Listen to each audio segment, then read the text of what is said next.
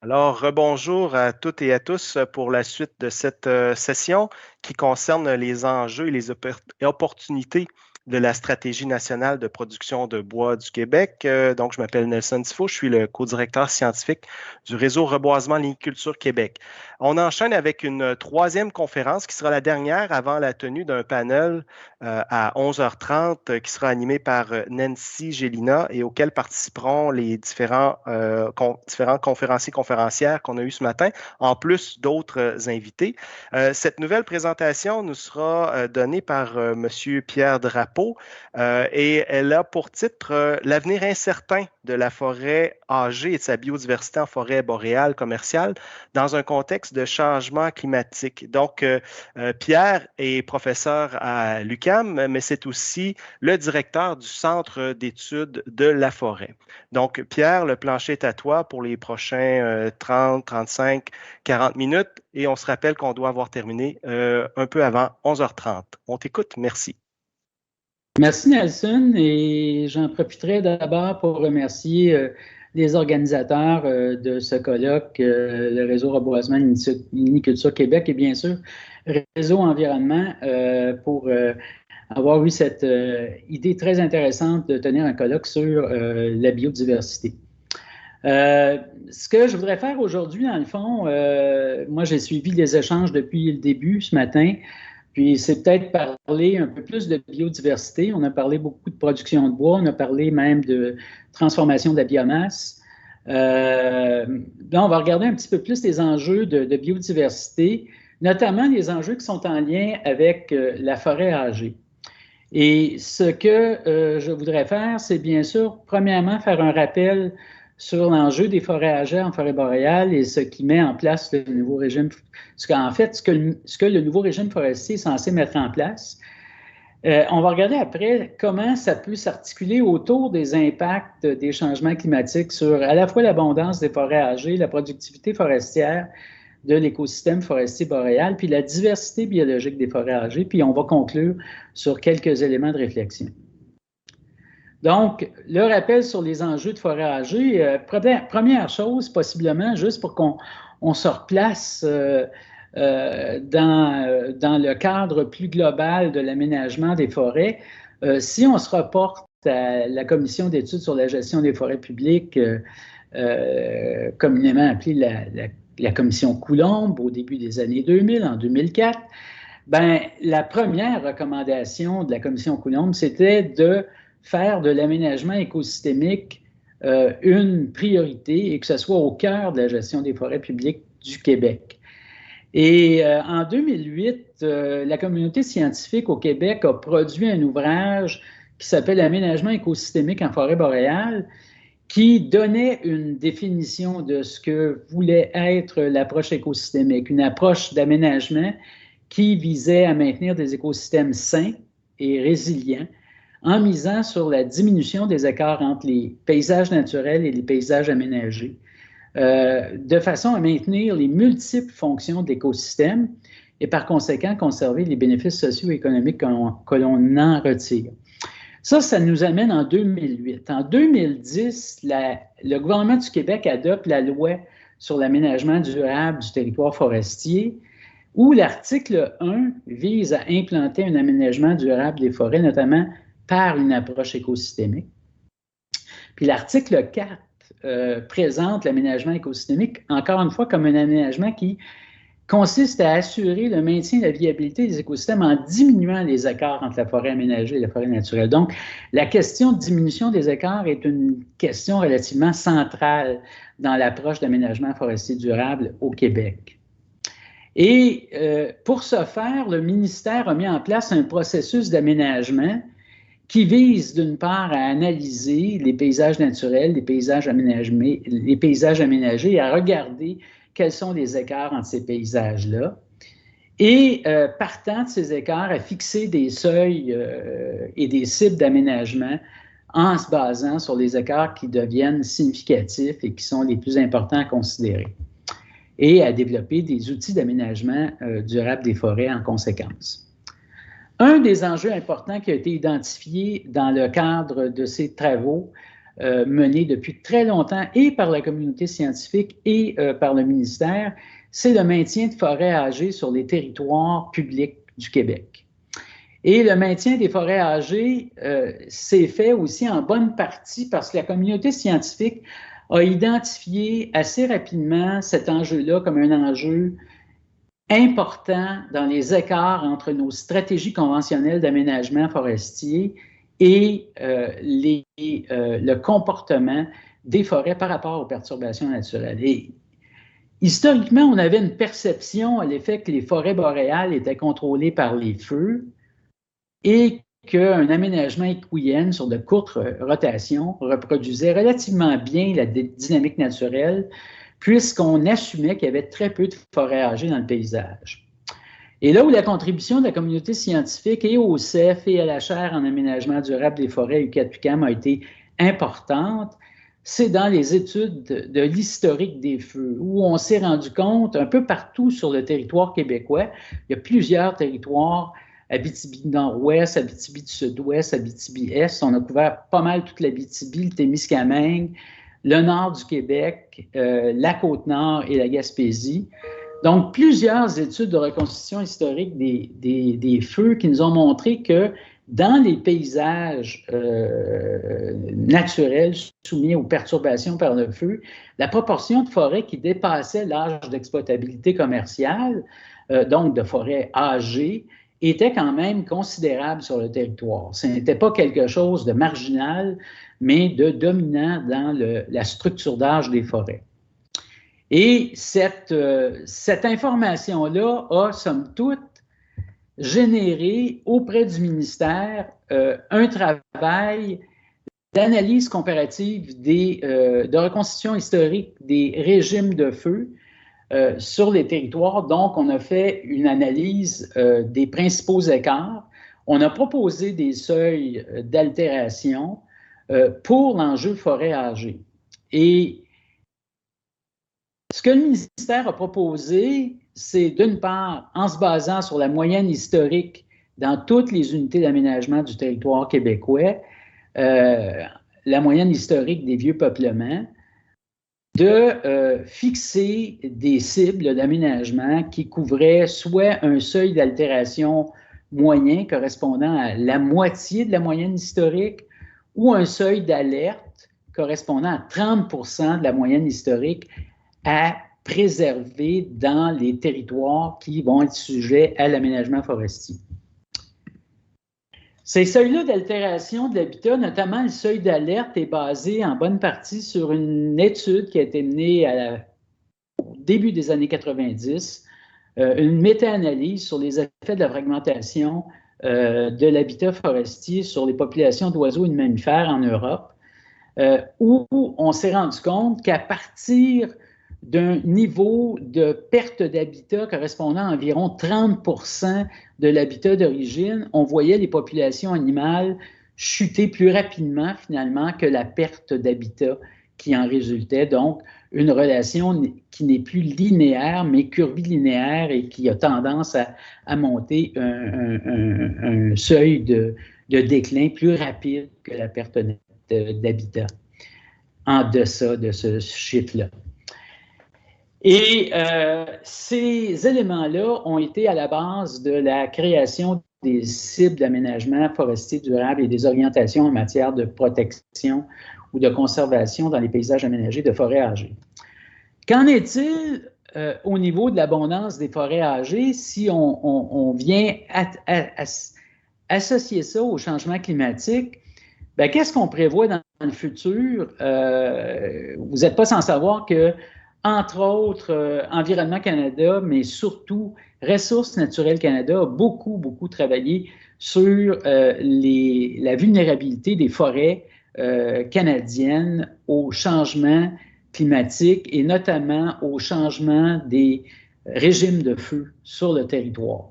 Et ce que vous avez devant vous, c'est le travail fait par mes collègues Sylvie Gauthier et Yann Boulanger à Ressources naturelles Canada, où on a regardé un petit peu en travaillant avec les scénarios de changement climatique, les scénarios du GIEC, dans quelle mesure les feux de forêt devraient toucher les principales zones d'exploitation des ressources naturelles.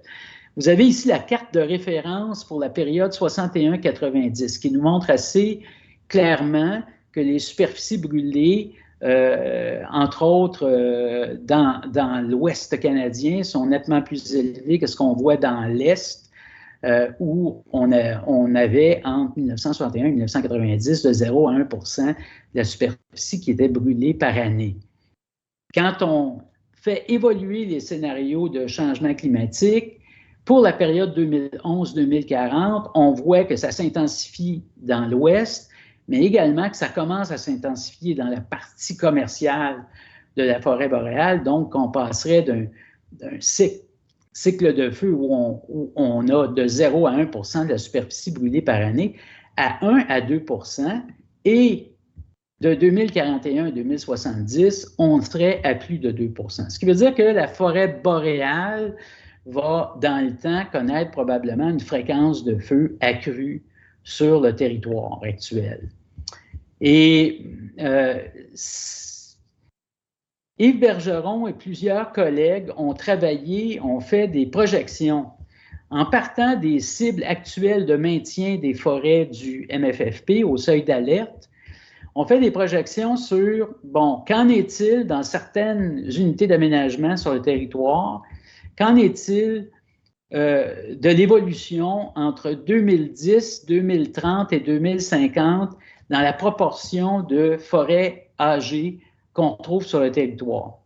La valeur historique, par exemple, dans la portion ouest, nord-ouest du territoire québécois, c'était 56 %. On retrouvait 56 % de forêts âgées sous régime naturel de perturbation. Si on regarde la situation sans les coupes, seulement avec les feux de forêt projetés pour cette période-là, on est à peu près dans le même ordre de grandeur. Mais dès qu'on rajoute au feu les coupes, donc ce qui est en noir ici, vous voyez qu'on part avec 23 % de forêts âgées.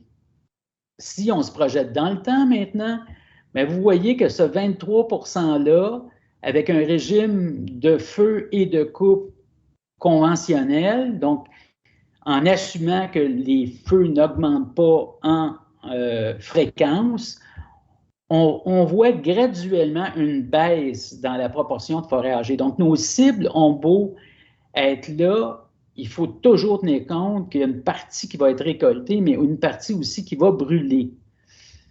Et j'attire votre attention sur le fait que si on rajoute à ça des scénarios où la fréquence des feux augmente, bien, on se retrouve assez rapidement à être un peu en deçà même de nos cibles d'aménagement forestier durable de vieilles forêts. Donc, il faut juste avoir en tête avec ça que ces cibles-là qu'on a mis en place, elles sont loin de considérer à la fois les effets cumulatifs des feux de forêt et de la coupe, et elles ne considèrent pas non plus l'accroissement des feux, qui est inexorable dans un système de réchauffement climatique. Autre élément qui risque de jouer un certain rôle, c'est la productivité forestière de l'écosystème. Ce que vous avez ici, c'est une information relative à la probabilité qu'un peuplement atteigne l'âge de récolte, donc une probabilité très élevée, une probabilité élevée, une probabilité quand même passable et une situation où il est peu probable que le peuplement atteigne l'âge de récolte en fonction des cycles de feu. Si vous avez un très court cycle de feu, bien, vous voyez que si, par exemple, l'âge de récolte d'un peuplement est de 80 ans, bien, vous êtes souvent dans une situation où il y a de très fortes chances que le peuplement n'atteigne pas finalement sa maturité ou son âge de récolte et que le feu passe avant que vous puissiez le récolter. Alors que si vous êtes dans un cycle de feu qui est nettement plus élevé, nettement plus long, donc la fréquence des feux est relativement plus faible, bien, vous avez plus de chances de finalement pouvoir récolter le peuplement. Et dans un contexte où on évolue de plus en plus avec une fréquence accrue, on se retrouve davantage dans un scénario qui va être de ce type-là que de ce type-là. Ça nous amène où, ça? Ça nous amène à une transition potentielle de la forêt boréale commerciale, d'une forêt dense. La forêt qu'on exploite présentement, c'est une forêt qui a un bon volume marchand, qui est dense. Et si on a une limite commerciale d'exploitation de la forêt depuis les récentes études en 2015, ben c'est parce qu'on est en transition entre une forêt qui est dense, qui est exploitée, et une forêt qui est très ouverte, et qui correspond un peu à ce qu'on appelle la paissière alicane. Et l'équipe de Serge Payette a travaillé sur ce dossier-là pour nous montrer ici, le graphique suivant, que la paissière alicane est en train en termes de proportion sur le territoire, est en train d'augmenter entre 1950 et 2002, et elle est en train d'augmenter latitudinalement, en bonne partie, à cause, justement, d'accidents de régénération. Donc, quand la fréquence des feux augmente, ben, les peuplements n'ont pas le temps d'atteindre la maturité sexuelle, donc n'ont pas le temps de produire suffisamment de cônes, et les peuplements en arrivent à s'ouvrir de plus en plus. Donc, une situation où on voit le cycle de feu devenir de plus en plus court n'est pas aidante pour maintenir une forêt boréale commerciale dense. Même élément d'information avec la productivité des forêts. On sait très bien que oui, il va faire plus chaud, mais la température va... c'est pas seulement une question de température, mais c'est une question de précipitation et c'est une question de sécheresse des peuplements. Et plusieurs études montrent que la productivité ne sera pas nécessairement meilleure avec les changements climatiques. On a certains doutes sur le réchauffement versus la sécheresse des peuplements et leur vulnérabilité à être affectés par une mortalité accrue due à la sécheresse. Ce qui nous amène un peu au cœur de la présentation, c'est-à-dire que quels sont les impacts potentiels appréhendables des changements climatiques sur la diversité biologique des forêts âgées? Et on va partir un peu d'une étude qui a été menée, entre autres, par mon collègue Louis Imbeau il y a quelques années de ça, qui a été publiée dans Conservation Biology et qui montrait assez clairement qu'en qui faisait une comparaison entre l'avifaune du Québec et l'avifaune de Féno-Scandinavie. Et en Féno-Scandinavie, entre les années 1953 et 1993, la proportion de forêts matures et âgées a diminué considérablement et ça a eu un impact très, très élevé sur la réponse des populations d'oiseaux associées à ces forêts-là. Et mon collègue Imbeau a fait, avec des collègues finlandais, un travail mettant en perspective comment l'avifaune de l'Est du Canada pouvait montrer des signes de vulnérabilité semblables à ce qui était observé en Féno-Scandinavie en dressant la liste des espèces candidates potentielles à être affectées par la transformation de l'aménagement forestier qui réduit considérablement la proportion de forêts âgées et donc qui conduit à une perte d'habitat pour ces espèces-là. Et on a, au cours des années 2000 à 2012, on a fait des travaux dans mon laboratoire sur des études intensives d'occupation des habitats résiduels de forêts âgées par les oiseaux forestiers dans les agglomérations de coupe totale. On a fait des travaux au Saguenay-Lac-Saint-Jean, on a fait des travaux dans le nord du Québec, du côté plus du nord de l'Abitibi. Et dans ces travaux-là, ce qu'on a remarqué, on a travaillé dans des très grandes agglomérations de coupe. Là, on parle de 4500 km² ou ici d'agglomérations qui oscillent entre 500 et 1100 km². Et on est allé échantillonner les oiseaux dans tous les habitats résiduels qu'on trouvait à l'intérieur de ces agglomérations de coupe-là. On a travaillé avec les espèces qui étaient des espèces candidates à être, associées fortement aux forêts âgées et 2, être vulnérables par la perte de forêts âgées dans ces grandes agglomérations-là. Et on partait de la prémisse que sur des agglomérations aussi grandes, on verrait des effets dans la réponse des oiseaux, dans leur abondance. Donc, on s'attendait à des déclins d'abondance et des déclins d'occurrence des oiseaux dans ces habitats-là. Et on a remarqué qu'il y avait peu d'effets d'isolement et de fragmentation des forêts âgées sur la probabilité de présence des espèces sensibles. On voyait quand même des individus dans des habitats résiduels, que ce soit les bandes riveraines, les séparateurs de coupe ou encore des parcelles de forêt à l'intérieur d'agglomérations de coupe. On s'est rendu compte aussi que la qualité des habitats résiduels était probablement le premier déterminant. Donc, grosso modo, ces études-là, à ces échelles-là, ne montraient pas des effets aussi drastiques que ce qu'on voyait en Europe. Et là, on s'est rendu compte en faisant une analyse du paysage forestier au pourtour des agglomérations de coupe que bien qu'elles étaient grandes, elles étaient néanmoins entourées de plus de 30% de forêts matures qu'on se retrouve au Saguenay-Lac-Saint-Jean, au nord du Saguenay-Lac-Saint-Jean ou dans le nord du Québec, sur la route d'Abbé-James. Donc, des proportions de forêts matures et âgées qui étaient au-delà du fameux seuil de Andren de 30%. Ce qui nous amène à ce qu'on a fait depuis 2 ans. Des études extensives où on a un premier aperçu avec le 2e atlas d'oiseaux-nicheurs du Québec méridional. Dans le 2e, les projets d'atlas d'oiseaux-nicheurs, c'est des projets faits par la science citoyenne. C'est fait par des ornithologues bénévoles qui vont sur le terrain récolter des données à partir de protocoles standardisés sur la présence, l'absence et l'abondance des oiseaux.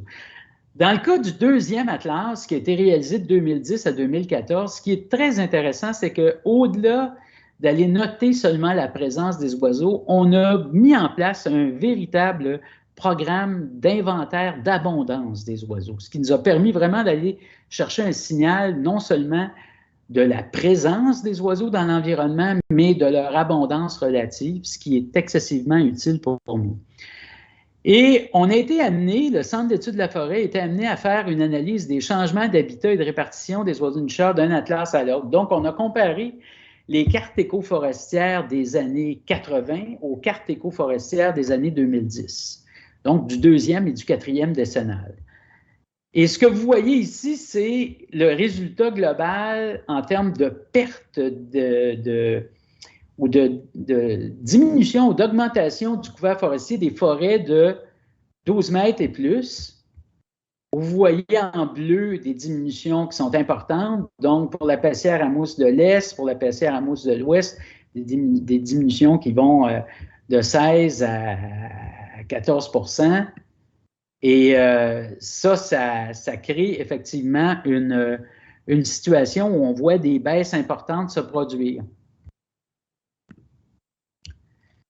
On a également travaillé sur, à partir des données, sur la probabilité de perte d'aires de répartition d'habitats propices des espèces. Un stagiaire postdoctoral dans mon laboratoire, Adrienne Ragos, venant d'Espagne et étant aguerri aux analyses de Species Distribution Models, les modèles de distribution d'espèces qui regardent la probabilité d'occurrence d'une espèce en fonction de la rencontre de ses conditions d'habitat. On a publié un article qui montre assez clairement dans Ecological Application que les oiseaux qui montrent une perte forte de l'habitat, c'est les oiseaux clavicoles de la forêt boréale, des forêts âgées en forêt boréale. Ça, ce premier indicateur-là nous a amené à pousser plus l'investigation et à regarder ce qui se passait au niveau des pratiques d'aménagement de la forêt boréale sur ces populations d'oiseaux. C'est un mandat scientifique que nous a donné le MFFP en 2019. Et en 2020, on a produit un rapport scientifique qui portait sur 2 éléments. Évaluer l'efficacité des cibles d'aménagement forestier pour les espèces d'oiseaux associées aux forêts âgées, puis identifier le niveau de risque des espèces à être affectées par ces cibles projetées de forêts âgées pour l'aménagement durable des forêts. Donc, on est reparti avec les données dans la sapinière à bouleau blanc et dans la PSR. Donc, on avait au-delà de 9000 points d'écoute qui étaient répartis en routes d'inventaire. Donc, on a pu déterminer pour 680 routes réparties sur l'ensemble du territoire québécois, l'abondance relative des oiseaux. Et l'abondance relative des oiseaux nous a permis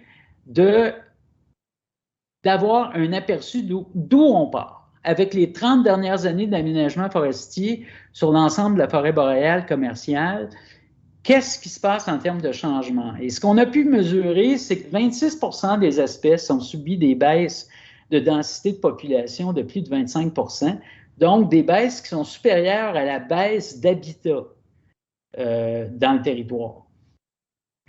Ce qui fait qu'on a des espèces comme le pic à dos noir, et ce que vous voyez ici, c'est la carte de répartition de l'abondance de l'espèce. Donc, ce qui est en vert, c'est les zones les plus abondantes.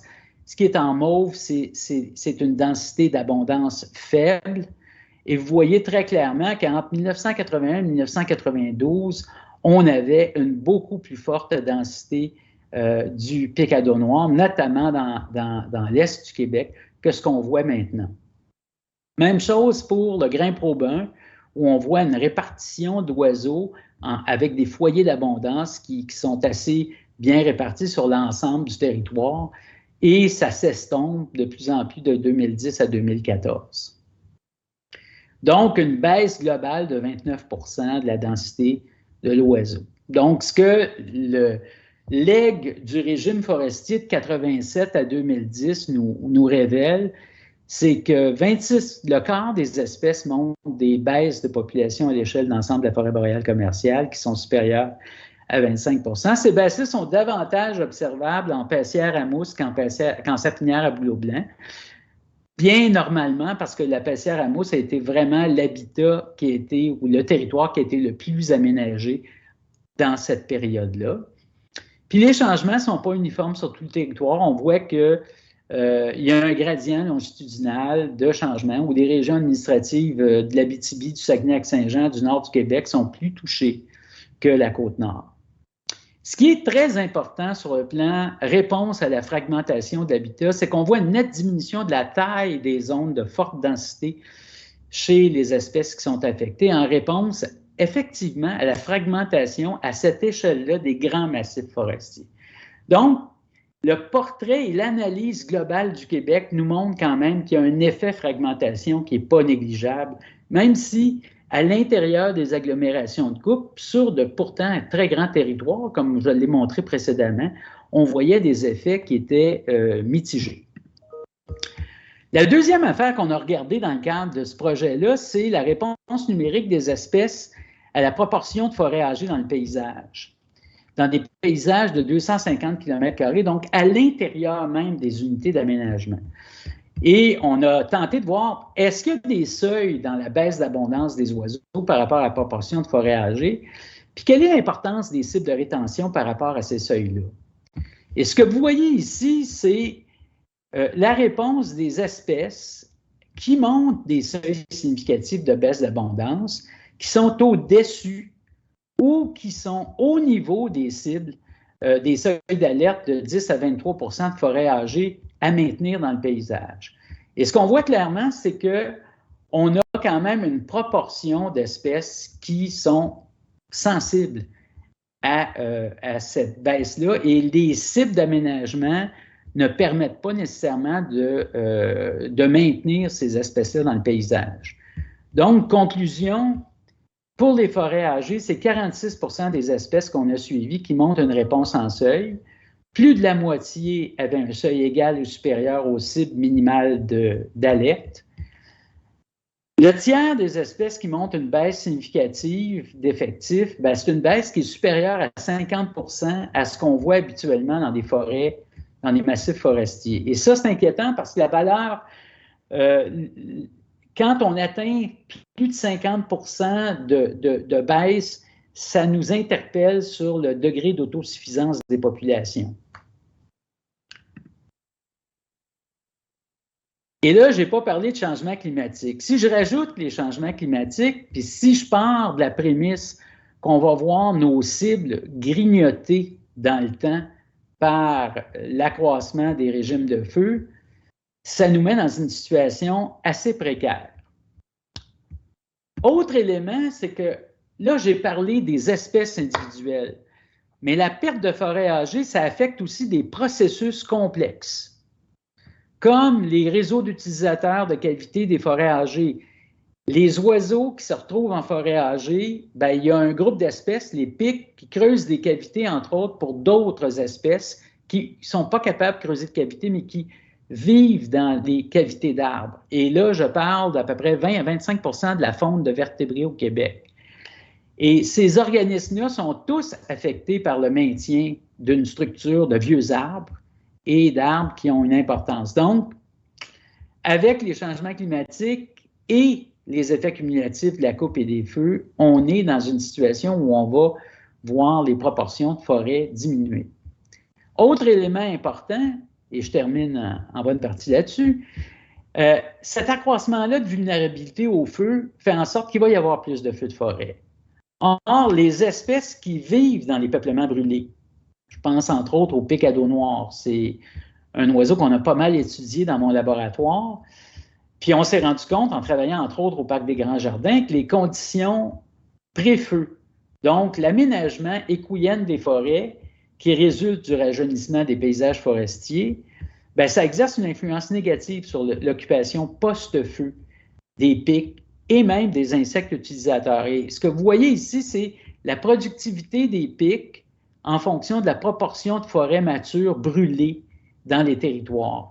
Et au Parc des Grands Jardins, bien, il y a le tiers de la forêt qui a moins de 40 ans et il y a une bonne proportion de la forêt qui est une forêt âgée et on voit très bien que la productivité des pics est différente.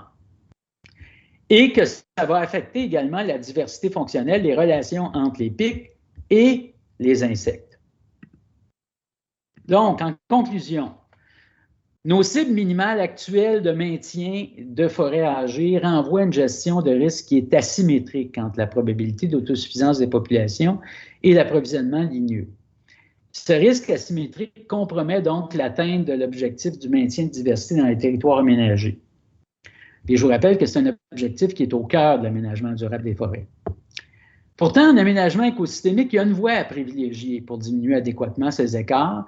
Et cette voie-là réside dans le fait de gérer la forêt à l'intérieur des limites de variabilité historique. Et vous avez ici une image qui est adaptée un peu d'un livre qui a été publié il y a quelques années sur les sites d'aménagement forestier durable pour la faune et la proportion de territoires qui, par exemple, dans le nord-ouest du Québec, la variabilité historique des feux oscille entre le maintien de 33 à 54 % de forêts âgées. Or, nos cibles actuelles sont nettement en deçà. Et on est capable de gérer les forêts. Diverses études nous ont montré, il y a quelque temps, qu'on peut gérer les forêts de façon durable et maintenir les populations et maintenir les communautés dans ces registres-là de variabilité. Donc, ce qu'il faut, c'est réévaluer à la hausse les cibles de rétention des forêts âgées. Et les solutions, elles existent. Elles existent par des actions sylvicoles écosystémiques. On peut penser à l'allongement des révolutions forestières, à la diversification des pratiques de coupe, donc à l'utilisation de coupe sous couvert, ce qu'on ne fait pas beaucoup actuellement. On fait encore beaucoup de la CPRS dans nos paysages. Et ça s'avère d'autant plus nécessaire avec les changements climatiques pour non seulement maintenir la diversité, mais aussi s'assurer de la résilience des forêts aux perturbations naturelles, puis maintenir la productivité à long terme. Puis ces trois incitatifs-là, ils justifient l'urgence de diminuer la pression de récolte sur la forêt naturelle. Et c'est là qu'on en arrive à la stratégie d'intensification des plantations, d'intensification de la production ligneuse. Moi, je pense que développer une réelle intensification de l'aménagement à proximité des usines, et là, on parle vraiment de plantation et pas seulement de reboisement, dans les sites les plus productifs et probablement les plus résilients au changement climatique, puisqu'ils seraient près des usines, bien, ça serait une véritable transition de notre approvisionnement ligneux d'une forêt naturelle vers des plantations pour diminuer la pression de récolte dans les forêts boréales naturelles. Et je termine là-dessus en vous remerciant de votre attention. Merci beaucoup, Pierre. Très apprécié. Alors, il est 11h19 et pour éviter de me faire jouer le tour que je me suis joué moi-même tantôt et de se faire couper à la toute fin, on va se donner à peu près 6-7 minutes maximum pour répondre à quelques questions. Une question, Pierre, que quelqu'un pose, étant donné que tu mets beaucoup l'emphase sur l'importance des forêts âgées, sur le maintien de la biodiversité, comment est-ce que la diversité structurale puis des attributs de ces forêts-là âgées peuvent être des atouts pour la productivité des forêts elles-mêmes face au changement climatique? Est-ce que c'est un compromis qu'on doit faire en maintenant plus de vieilles forêts pour la production de bois ou bien elles contribuent également? Ben, moi, je te dirais que si on parle de productivité, premièrement, ces forêts-là sont plus volumétriques. On peut penser qu'il y a de plus gros arbres. Donc, en partie, c'est... Puis, quand on parle de productivité, on parle aussi d'une autre dimension. C'est bien sûr... en fait, je vais me reprendre. Quand on parle de conservation des forêts âgées, il ne faudrait surtout pas se retrouver dans une situation où on ne fait que de la conservation sur des forêts âgées, sur des sites improductifs. Uh-huh. Parce que là, on est vraiment dans une situation où on va écrémer les meilleures conditions pour la diversité biologique. Donc, il faut y voir un intérêt là. Mais quand on parle de forêt âgée, on parle aussi de forêt mature. Donc, c'est essayer de maintenir dans le cortège de la structure d'âge de nos forêts une balance qui s'apparente quand même à ce qu'on a en termes de variabilité historique de la proportion de ces forêts-là. Le gouvernement a fait un choix en disant on va travailler avec une cible de 30% de la proportion plutôt que d'aller jouer dans l'enveloppe de variabilité. Je comprends que ce choix-là ait été fait aussi dans une perspective de vouloir, jusqu'à un certain point, ne pas trop affecter la possibilité forestière. Mais je pense qu'on a une opportunité avec la stratégie nationale de production de bois d'aller vers une sylviculture intensive à proximité des usines qui mettrait moins de poids et moins de pression sur la forêt naturelle et qui nous permettrait de faire les deux. De faire à la fois une production accrue de bois tout en étant à même de maintenir plus de superficie en forêt mature et âgée sur le territoire de la forêt naturelle. Et c'est ça qui n'est pas évident actuellement dans la façon dont on voit se profiler à la fois la stratégie et d'autres enjeux. On le voit avec les aires protégées dans le sud, au sud de la limite nordique.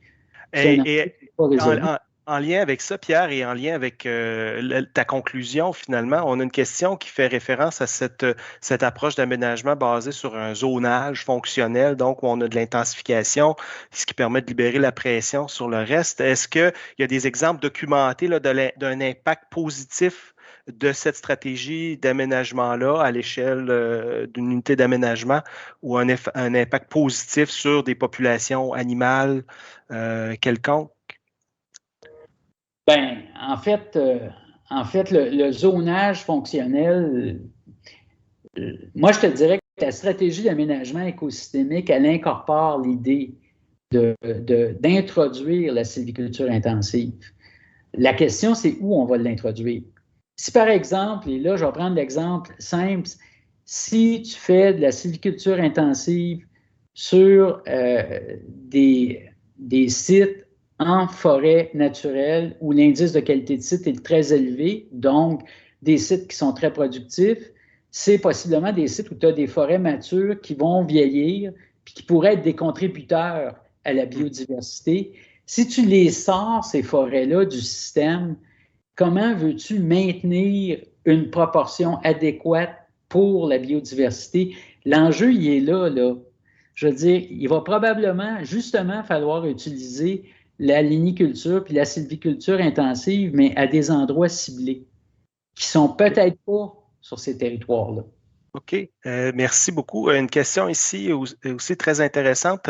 On nous parle ici des plans spéciaux de récupération suite, par exemple, aux feux ou aux épidémies d'insectes qui sont, dans le fond, qui se superposent aux perturbations naturelles elles-mêmes. Comment est-ce qu'on pourrait faire évoluer les pratiques à cet égard-là, ou bien comment est-ce que tu vois leur rôle pour assurer le maintien de legs, de vieilles forêts pour la biodiversité? Là, il est 11h25, donc peut-être en 2 minutes maximum. Ben, en 2 minutes, je vais y aller simplement avec les orientations du ministère pour les forêts brûlées. Je ne parlerai pas de récupération de bois dans les forêts affectées par les épidémies, mais pour les forêts brûlées, il y a des orientations très intéressantes produites par le MFFP là-dessus. Est-ce qu'on les met en place? Ça, c'est la question. Mais il y a eu une réflexion faite par la communauté scientifique de concert avec le MFFP là-dessus. Okay. Donc, il y a des documents, puis il y a des options. Encore faut-il les prendre. Et ces options-là, donc, c'est c'est de maintenir à l'intérieur des brûlis, par exemple, des forêts brûlées matures qui ont une valeur commerciale au niveau du bois, mais que tu laisses pour la biodiversité. Mais tu n'as pas besoin de le faire pour tout le feu. Tu peux faire de la récupération, mais il faut que tu aies une stratégie de maintien aussi. Parfait. Alors, et peut-être une dernière question rapide de la part de Nathalie Isabelle ici, qui nous demande, est-ce que dans les travaux, plusieurs des travaux que tu as cités dans ta présentation, est-ce que vous observez des nouvelles espèces ou des espèces qui étaient plus rares? J'imagine que Nathalie parle ici des oiseaux là, dans vos inventaires, là, des espèces qui sont apparues auxquelles vous ne vous attendiez pas. Moi, je te dirais que non, on n'est pas nécessairement dans une situation où on a des espèces, par exemple, en lien avec les changements climatiques ou en lien avec le changement de structure du couvert forestier. On n'a pas nécessairement de nouvelles espèces qui arrivent dans le portrait d'espèces exotiques envahissantes, mais on a par contre des espèces du sud qui commencent à monter au nord avec les changements de composition du couvert forestier. Donc, avec la transition d'un couvert feuillu, d'un couvert résineux à un couvert plus feuillu, il y a des espèces du sud qui montent. Parfait. Bien, merci beaucoup, Pierre, pour cette présentation.